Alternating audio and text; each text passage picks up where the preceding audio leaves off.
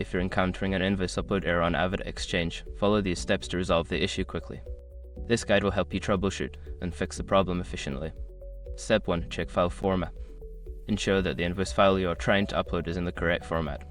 AvidXchange typically accepts PDF, TIFF, or JPG formats. If your file is in a different format, convert it to one of the accepted types. Step 2. Verify file size. Check the size of the invoice file. AvidXchange may have a maximum file size limit for uploads. If your file exceeds this limit, reduce the file size by compressing it or splitting it into smaller parts. Step 3. Review invoice details. Examine the invoice for any missing or incorrect information. Ensure that all required fields are filled out correctly, including vendor information, invoice number, and amounts. Correct any discrepancies before attempting to upload again.